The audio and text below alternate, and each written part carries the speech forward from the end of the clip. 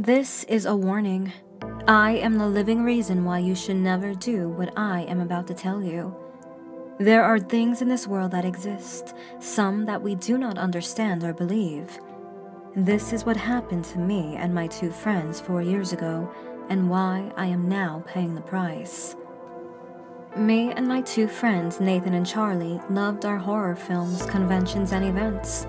We had also done lots of Ouija boards, pentagram rituals, chanting, and the rest.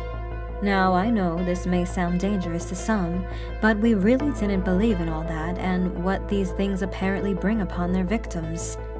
We would always say that it was a ploy to invest people in the horror genre and make horror films, games, and experiences more scary. In fact, we were actively looking at new ways to summon demons, spirits, and witches with chants, practices, and actions. How naive we were is beyond me, but look, we were young and dumb. Now, I'm sure many of you are accustomed to the film Candyman. Say his name 5 times in the mirror and he comes and kills his victims. Nathan and Charlie like to browse the dark web. They even got mystery boxes delivered. One of the boxes even contained a blood-stained knife. Nathan had a sizable YouTube channel until it was taken down. I didn't really get involved in any of that stuff though. One Friday night, they both came around with something new to try, and they said it was like the film Candyman. They explained that they found a phrase online that is said to summon the devil's daughter named Lucia. I was intrigued and prompted them to tell me more.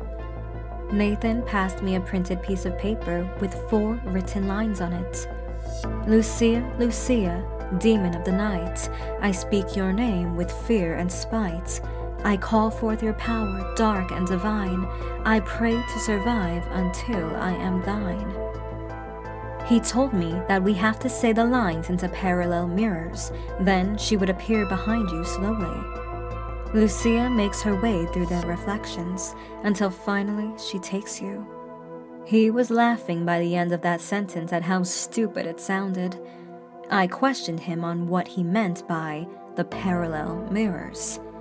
He said it's like when you have 2 mirrors facing each other. It's as if there is almost an infinite amount of reflections.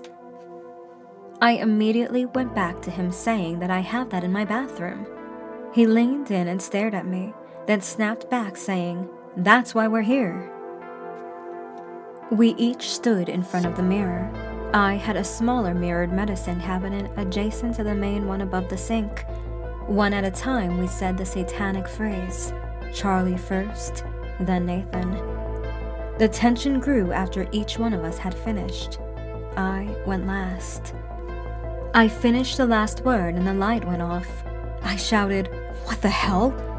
It turned out to be Nathan messing around. We all looked into the mirror again, but nothing happened. Charlie was the first to say it was all bullshit, like the rest of the stuff we had tried many times before. We all then went downstairs to watch some budget zombie film. Later that night, the guys had left and I went to clean my teeth. As I was halfway through brushing, my stomach dropped. I looked up to the train of mirrors in front of me. Just before my view was blocked by my own reflection, a girl stood in the distance. I couldn't make out many features as she was so small. Every time I moved myself for a better view, I would still be in the way. I stared intently at her. She wasn't disappearing. I know we had a few beers earlier, and I put it down to the alcohol. I went to bed convincing myself it was all in my head. I woke up the next morning. As I went into my bathroom, my mind went back to what I had seen last night. I looked in the mirror. She was there again. This time, she was not in the furthest reflection. She had moved forward to the next one up. I could see more features. A white dress with red patches, black straight hair. She was looking down to the ground as her arms dangled lifelessly beside her. I splashed water in my eyes and dried them with a towel. When I looked again, she had moved once more to the next reflection. I rushed to my phone and called Charlie and Nathan. They both hadn't seen anything and told me to stop being stupid. They were both working that day as they worked weekends, so I couldn't get them round to show them. I went online and spent the next 4 hours looking into what we had done and what I saw, but found nothing. Halfway through the afternoon, I received a call from Charlie.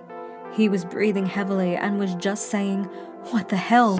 repeatedly. I said back to him, "You've seen her." His voice broke as he uttered the words, "She's so close." I was confused as I could hardly see her the first time. I went back to him asking how many times he looked. He said 6. She's one away, like right next to me. I told him to get out of where he was and leave. I will never forget the loss of hope in his next sentence. "I'm in a cubicle. The toilets have mirrored walls." I told him to cover his eyes and run. I would meet him outside his work soon. I turned up 25 to 30 minutes later. The place was evacuated with police outside. I asked some of the staff if they had seen Charlie and what had happened. They told me they heard a crash from the toilets. When they went in, the floor was covered in mirror glass. Within the glass, they saw blood with what looked like whole human fingernails and teeth. This was when they called the police. I called Charlie's phone. I could hear ringing coming from a few officers outside the store. I went striding up to them, calling Charlie's name as I walked. All 3 officers turned around and put their arms out to stop me. I noticed the ringing was coming from a clear, sealed bag one of them was holding. They questioned me after I explained how I knew Charlie. I said nothing on what we had done or saw, as they would have laughed it off. Once I got home, I called Nathan. He already knew. He was also questioned by the police. He said that nothing had happened to him and that I was making up the whole thing. He said not to joke around if something bad had happened to Charlie. A few words were exchanged, and Nathan moved away not long after that. After all of this, I took the cabinet down. This was done at the cost of not seeing her again. I spent the next year trying my best not to get myself into a situation where there were parallel reflections. A year and a half later, I found myself in a double mirror walled public toilet. The terror I felt as I went in and noticed was incomprehensible. There she was, only 4 reflections away. This time, she was looking up at me. I could see her clearly. The black straight hair fell onto her white blood-smeared dress. Her eyes rolled upwards with only the red veins visible on the whites of her eyes. Her blackened fingertips, capped with talons, gripped the bottom of her dress. She was smiling at me, wearing deep red lipstick, exposing yellow, sharpened teeth. Her pale, cracked, decaying face glued to me as I walked in. There was a large bang behind me. I shot my head back as someone ran in. They apologized as they went into one of the cubicles. I looked back at the mirror. She had reached the 3rd reflection from me. I started to panic. I could feel my knees shaking uncontrollably as her arm lifted. She was calling me closer with her hand. I shouted to leave me alone and ran out of the toilet. This was the last public toilet I have ever been into. 6 months after this happened, I received a call from Nathan's parents. He had gone missing. The police had told them that everything in his apartment was left untouched except for the bathroom. This had been trashed, was full of blood and broken glass. They had ran DNA tests and dental records to confirm it was Nathan. He had gone the same way as Charlie. She had gotten both of them. I have now been living on my own in the countryside for 2 years. I only leave the house once or twice a month for a walk. I get all my groceries and essentials delivered as I can't risk supermarkets or stores. I own no mirrors, only a laptop which I have put a non-reflective screen cover on it. I have only seen her twice these last 2 years. The last time she was reaching out to grab me. I know if I ever see her again, it will be the last thing I ever see. You have been warned. Please don't make the same mistakes we did. It will cost you your life either way.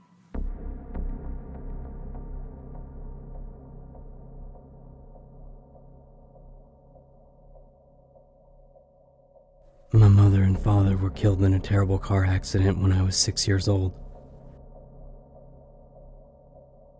Since then, I've been raised by my aunt and uncle in Texas along with my older cousin. It took me a long while to adjust to this new arrangement, but in time, I came to accept my aunt and uncle as my parental figures.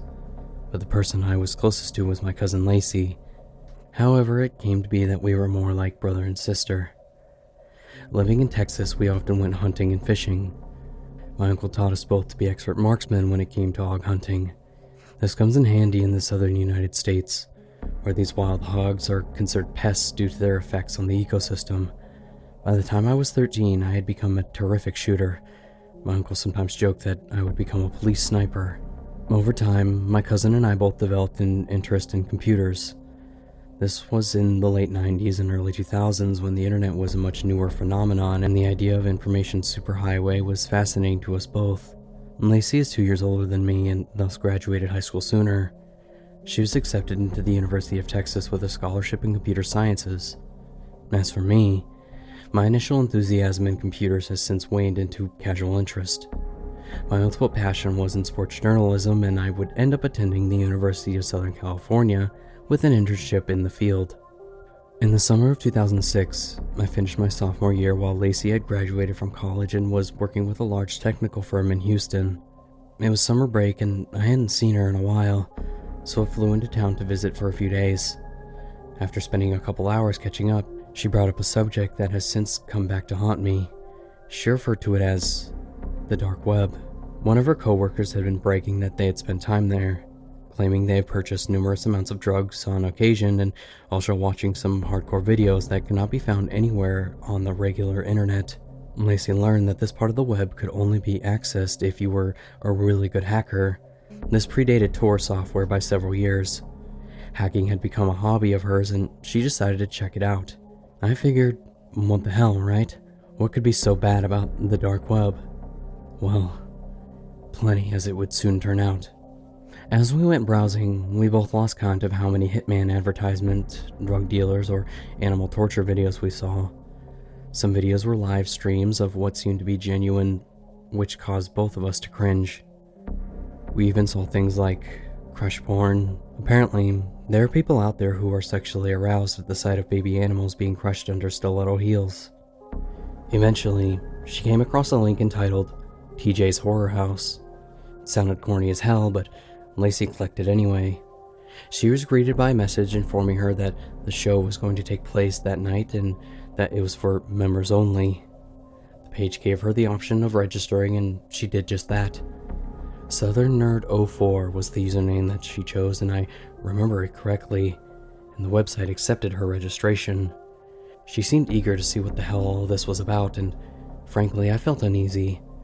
From what I had seen so far, these people on the dark web are the type of people who hide their true colors, and I didn't want to see Lacey associating with people like that. After her registration went through, we were greeted by a digital clock gradually counting down to the beginning of the live stream. It felt like an eternity, but the clock eventually reached 0 and the screen lit up. We saw a man wearing a skull mask, skeleton gloves, and dressed in leather. He was twiddling his fingers like Mr. Burns, and we heard him speak in a deep, distorted voice. Greetings, everyone, and welcome back to TJ's Horror Shop. For all the newcomers, it is my pleasure to welcome you into my house of horrors. It seemed like a little silly show, but given everything we had seen on the dark web, I wasn't convinced that something truly sinister was out of the question. Tonight's first victim. 2 other men, who were also wearing masks dressed in leather, dragged a third person in front of the camera. His hands were tied behind his back, and there was a bag over his head like he was some kind of hostage. Andrew Fleming of Charlotte, North Carolina, 43 years old, divorced, father of a son and daughter. He has been selected as the first victim of tonight's bloodbath. I began feeling sick to my stomach, and I noticed Lacey was beginning to look nervous. For those of you who are new, my viewers are the ones who get to pick our victims meeting their demise. Your username is selected at random. After your name is chosen, a box will appear on your screen to offer you several choices. The option you select is the method in which this poor bastard will die. One of the henchmen ripped the bag off of the hostage's head. The man was sobbing in terror and was pathetically begging for his life. I sincerely hoped that this was all just an act, but I was becoming more and more convinced otherwise. And now, let the selection process begin. On the side of the screen, all of the usernames of those watching began to briefly flash up at a random. Some kind of algorithm was using some sort of lottery system to select who would determine this man's fate. Eventually, it settled on a username. Who gives a shit 771? Who gives a shit 771? One of my favorite guests. TJ shouted in glee. How will Mr. Fleming's life come to a horrifying end? Let's find out. A box appeared that showed the following options. A. Strangulation. B. Mutilation by chainsaw. C. Repeated gunshots. The user chose the third option. Very well. Let the carnage begin. One of the masked henchmen appeared from off-screen and was armed with a sawed-off shotgun. He aimed at the man's genitalia and fired. Lacey and I both gasped in shock and horror while Mr. Fleming howled in extreme agony. The henchman lifted the man up and shot him in both kneecaps, causing him to drop back down to the floor and continued begging for mercy. His pleas fell on deaf ears. The henchman then took out a 9mm pistol and emptied the entire clip into his back. I couldn't bear to watch anymore. I looked away from the computer and lost my lunch. I heard one more gunshot and the man's screaming stopped. Well, a delightfully gruesome display. Now, on to our next guest. The other guys dragged another hostage into view, also bound with a bag over their head. The bag was removed to reveal a young woman not much older than me. Melissa Cartwright of Pittsburgh, Pennsylvania, 24 years old and single. You will be our next victim. Now, let's see who decides your fate. As before, a slot at the left of the screen began flashing usernames at random. Much to our horror, it settled on the username Lacey had chosen. Tears began welling up in her eyes. "Lacey, shut the damn thing off!" I shouted. Southern Nerd 04, a newcomer. We are happy to welcome you into our gruesome family.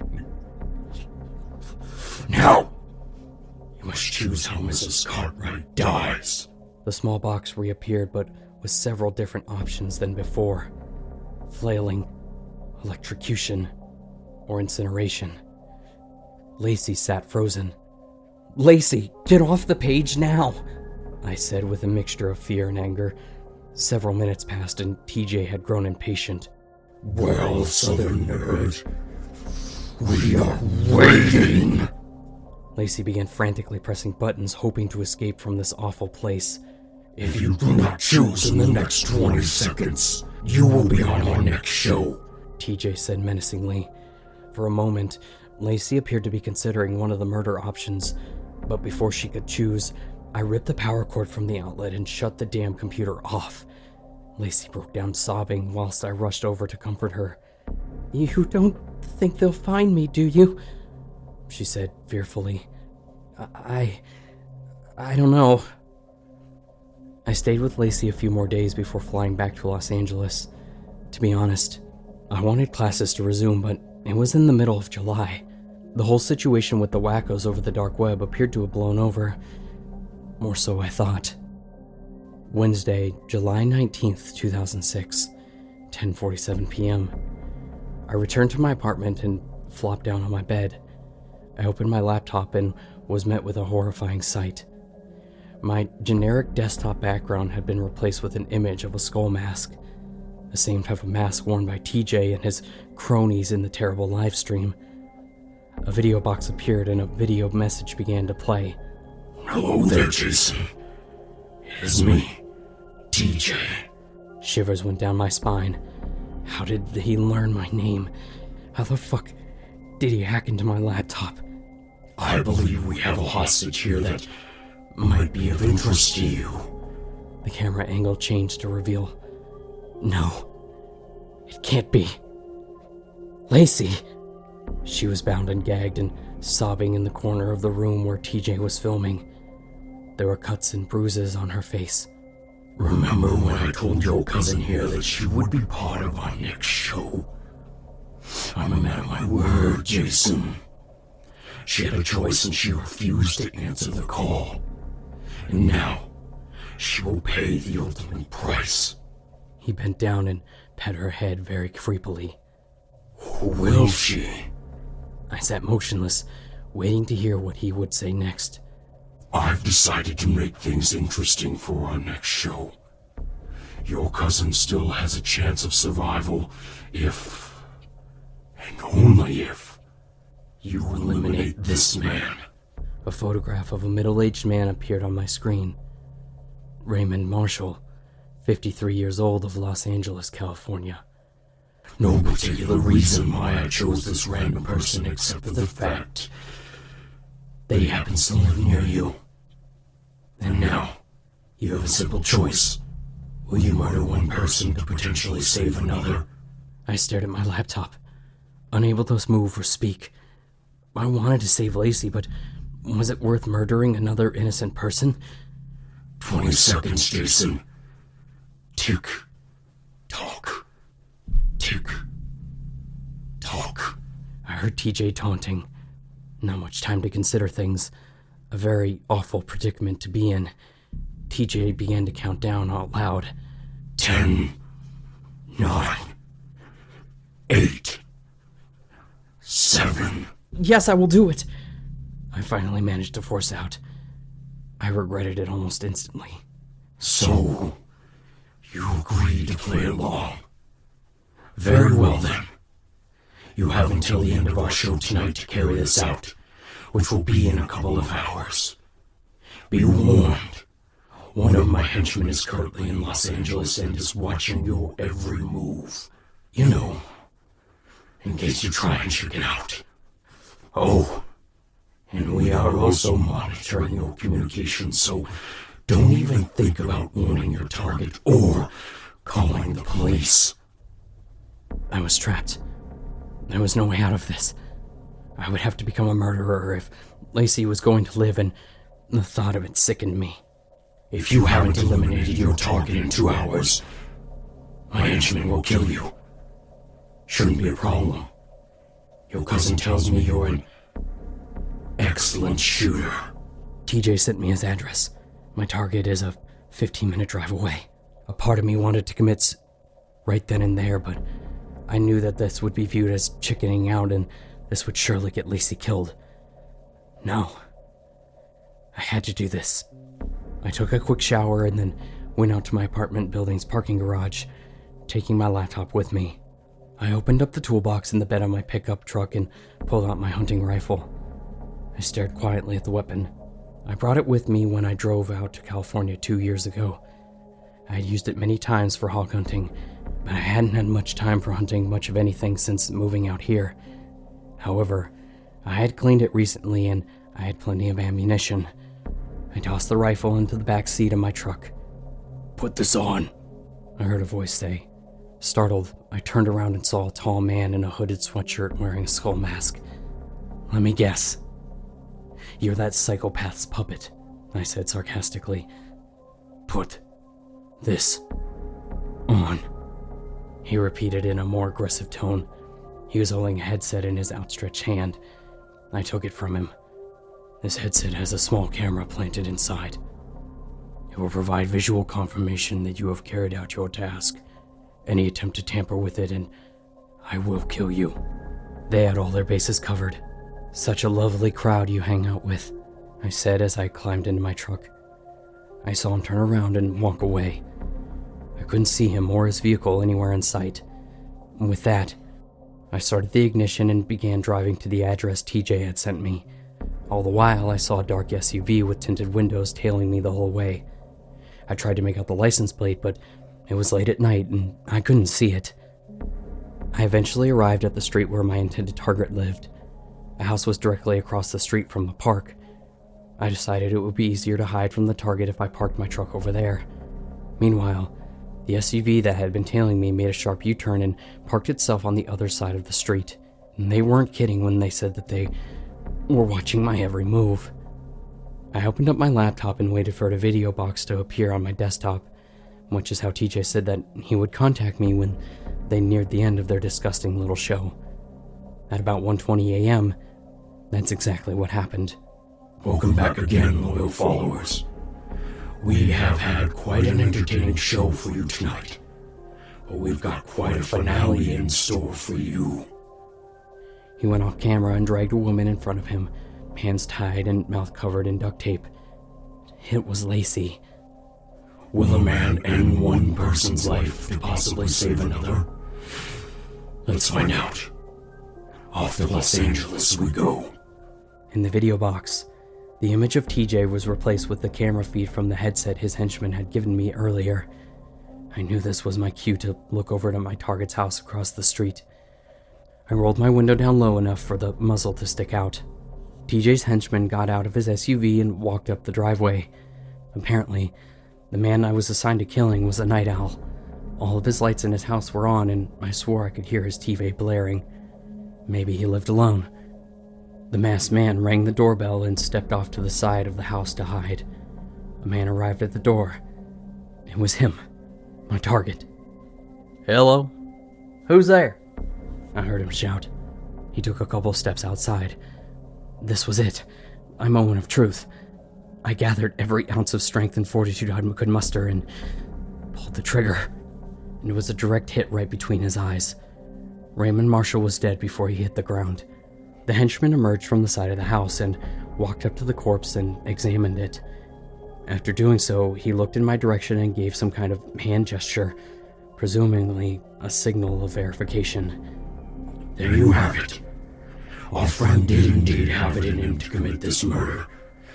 Since I am in a generous mood, I will not kill his cousin, I heard TJ say from my laptop.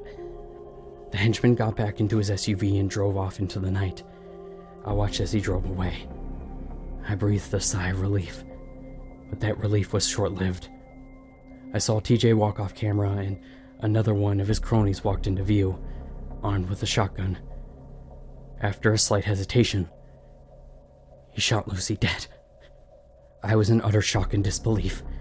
Even though I had done exactly what this monster had ordered me to do, and my cousin was still murdered, I had committed an act I found reprehensible, and it was all for nothing. I spent the next 2 days sobbing in despair in my bedroom. My uncle called and told me that he and my aunt had filed the missing persons report, that he had tried to contact Lucy for several days but couldn't get a hold of her. I feigned ignorance about what had happened because I just couldn't bring myself to tell them. I lay in my bed pondering what to do next. Those bastards had to be punished, but how? After all, one doesn't maintain a murder show on the dark web without being masterful at covering their tracks. But even the most careful criminals slip up eventually. Then I remembered something. The headset I had worn that night, the one with the camera installed. Could it possibly still have footage on it? Maybe not. They probably deleted it by now. But I decided it was worth a shot. It's not like I had any other options. I hadn't taken computer lessons in a while, but I remember the basic hacking tricks Lacey had taught me. I put the headset next to my laptop and went to work. It was a pain in the ass, but after several hours, I finally figured out how to hack into the camera. I expected to see nothing but a black screen, but to my surprise, I discovered a memory file in the camera. I clicked the file and yes, footage from the murder. They had slipped up and forgotten to delete the memory. But that was only the starting point. I needed more if I was going to track him down. The henchman had his mask on the whole time, making it damn near impossible to identify him. The video reached the point where the henchman drove off and I noticed something. There was a short moment where the vehicle passed under a bright street lamp right before disappearing into the darkness. I saw a license plate, but the image quality was too blurry. I hacked in a little more to see if I could make it clear up the resolution. And it worked. The picture was now clear. It was a Nevada license plate. I was one step closer. I typed in the plate number into the database. The vehicle was a 2002 Toyota 4Runner, registered to a man named Zachary Parker of Reno, Nevada, about a 7-hour drive north. I was also able to acquire his address, and I was now on the trail of my cousin's killers. You're going down, TJ. I'll make sure of that, even if it kills me. I packed food, rope, and duct tape, as well as a handgun that I use for home defense, and a hunting knife that I had brought with me when moving out here. Before departing LA, I stopped at a local store to pick up a mace and a taser gun. I was loaded and prepared to extract revenge against these psychopaths. I told my roommates that I was going to be taking a short trip and that I'd be back in a few days, but truthfully, I had no idea if I was going to come back at all. These were some bad characters I was dealing with. I was expecting to lose my life, but if I brought them down in the process, then it would be well worth it. I would be preventing further deaths and avenging Lacey. I departed about noon, but heavy traffic added another hour to my trip. I reached Reno at around 10 at night. Since I lacked familiarity with the area, it took me another hour to find the address of the SUV driver. Eventually, I arrived on a quiet street in a nice-looking neighborhood. It was a single-story, medium-sized house, similar in appearance to the one that I had grown up in over in Texas. There it was in the driveway, the black Toyota 4Runner with the same license plate number. I was a nervous wreck, and it took me several deep breaths to calm myself down. Eventually, I worked up enough courage, grabbed my duffel bag, and stepped out of my truck. Slowly and quietly, I snuck up to the house, hoping against hope that nobody would notice me. Suddenly, the garage door began to open. I ducked to the side of the house to keep myself out of sight. A man stepped out of the garage entrance and climbed into the SUV to start it up, but he wasn't going anywhere. He simply moved his vehicle into the garage before shutting it off. I heard the sound of the vehicle door open and shut again. This is where I took my chance. I bolted from my hiding spot and snuck into the garage at the corner, using the SUV as concealment. The man didn't notice me. He reclosed the garage door, shutting off the light and walking back into the house. I stayed crouched in the corner for another half hour, believing he might go to bed soon since it was late at night. Eventually, I made it to the door leading into the garage and opened it as quietly as I could. I had entered the laundry room and there was another door, which I also opened.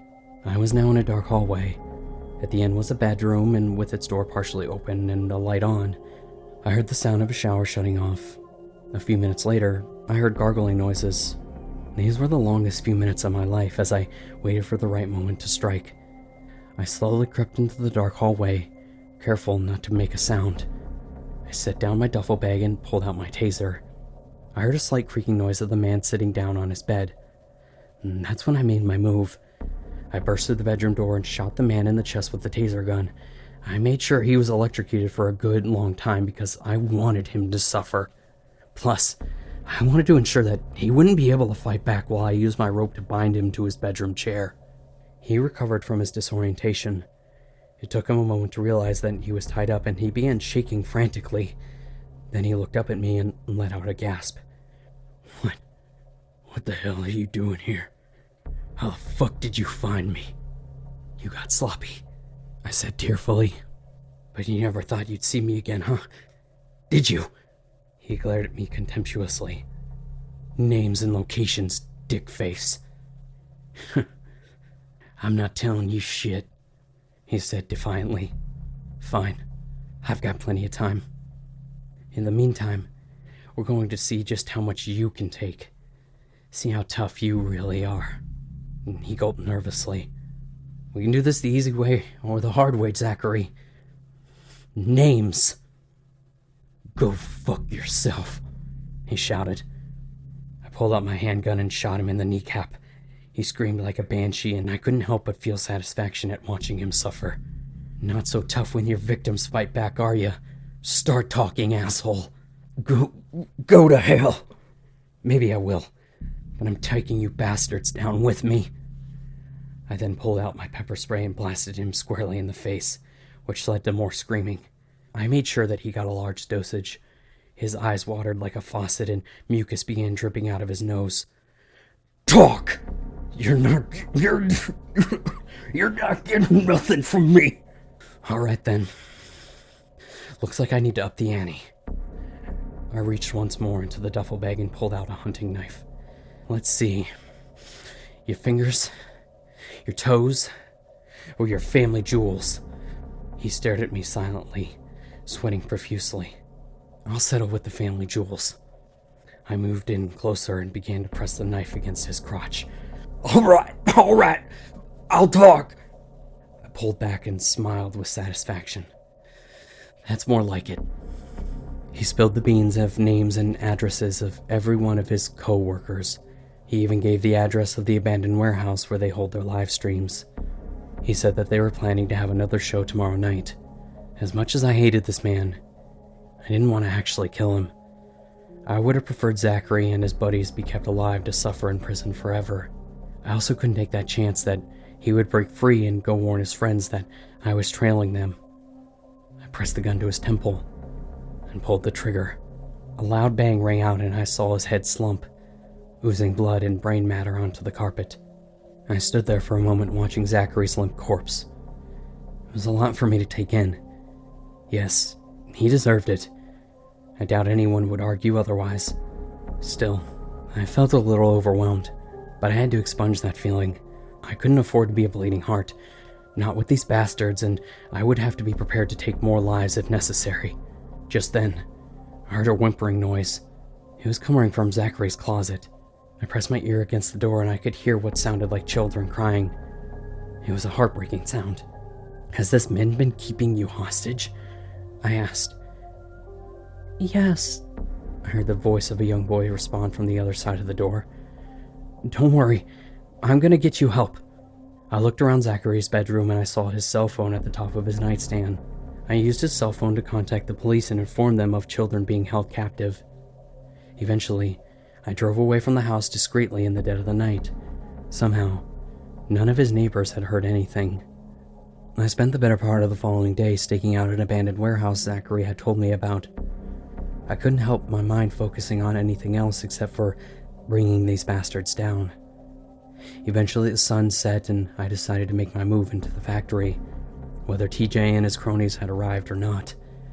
My truck was hidden and in some bushes behind the building, so I was confident they wouldn't spot it. I took the rear entrance, hoping to draw less attention. I had my sniper rifle, a flashlight, hunting knife, and taser with me. If what I had seen from their live stream was any indication, they always came armed. I opened the back door slowly, but it still creaked loudly. I tried to maintain my bravado, but that creaking noise made me fear I had already alerted them to my presence. I chose to press forward despite my fears. My rifle pointed in front of me at all times. The factory was less dim and quiet. Every little noise I heard made me shiver, but I wasn't going to turn back now. I had come too far down these tracks to abort at this point. There was a musty smell in the air, but it soon gave way to the smell of death. I recognized it instantly. Spend as much time hunting wild hogs as I have, and you'll become with the familiar smell of decaying flesh. I traced the stench to a door at the end of the hallway. I opened it up and shined my flashlight into a pitch-black room, sweeping the beam across a pile of dead bodies, some of whom were children. I then shone the light on the other side of the room and saw 3 people bound and gagged in a corner. A man and 2 women.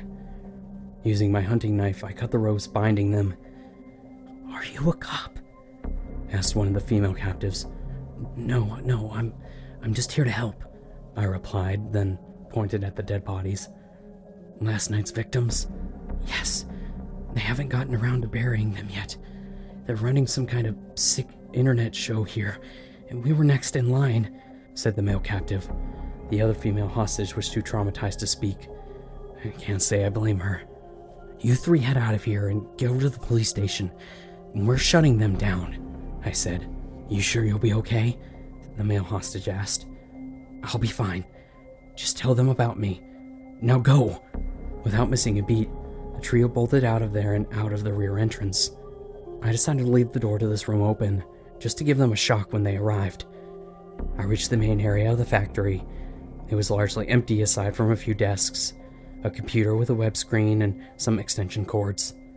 I noticed a step ladder leading up to the catwalk above.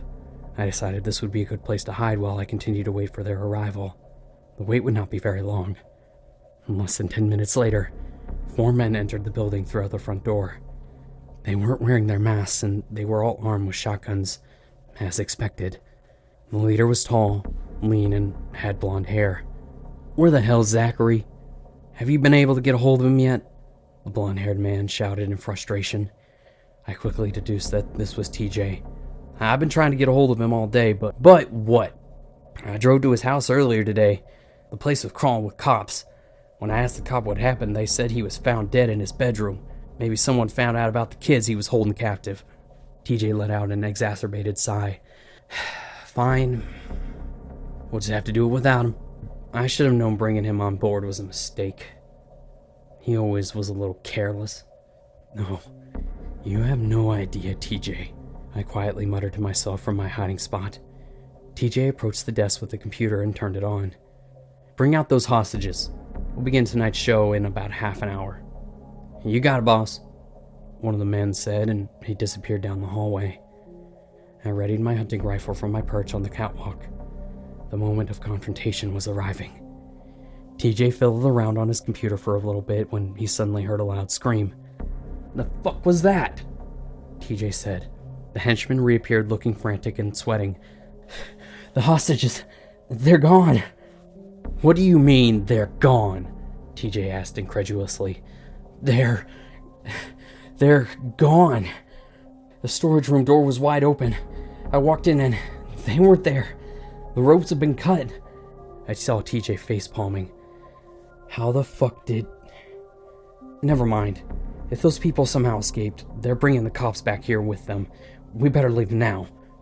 I wasn't going to give them that chance. I aimed the rifle at the henchman's chest and fired. He yelped in pain and dropped to the floor, and TJ and his two remaining accomplices began frantically looking around, hoping to find the person who shot their friend. One of them walked directly in front of my sightline, and I had a clear back at the shot of his head. I fired and watched his head split open. Now it was down to two. The last of TJ's cronies rushed to his friend's side, and I blasted him in the right kneecap before shooting him once more at the head. But this victory was short-lived. I heard a gunshot ricochet behind me. TJ had spotted me. I got up and ran as fast as I could across the catwalk. I heard another gunshot, then another. He pumped the shotgun once more, but I heard a clicking noise when he pulled the trigger. Using this opportunity, I shot twice into his left leg, and he was down like the rest of them. I climbed down from the nearest ladder to get back to the floor level. TJ was groaning in pain and holding onto his leg. I decided to have a little more fun as I approached him. I fired another round, this time into his shoulder. I took out the hunting knife and made an underhand toss. It landed in his right leg. Finally, I tased the bastard and made him squirm and flop like a fish on dry land. Oh, how the mighty have fallen, I said smugly. Once TJ regained his composure, he looked at me. You! Surprised to see me, you son of a bitch. But how did... Wait. Don't tell me.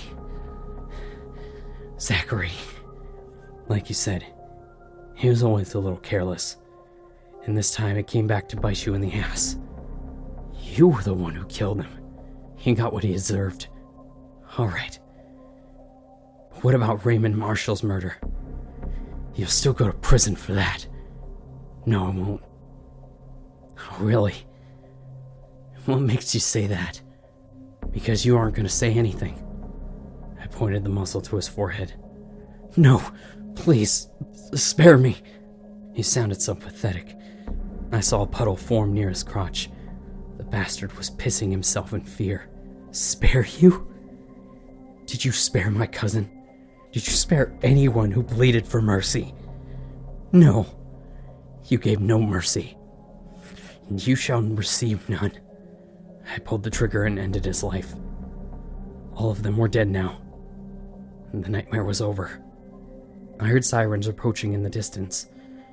I quietly exited the factory and returned to my stakeout spot. I spent the next few hours in my truck watching the cops tape off the facility and the coroners removing the corpses of TJ and his cronies. More arrived in hazmat suits to remove the dead bodies that I had seen in the storage room. Eventually, they sent digging crews to excavate the remains of the victims that they had buried.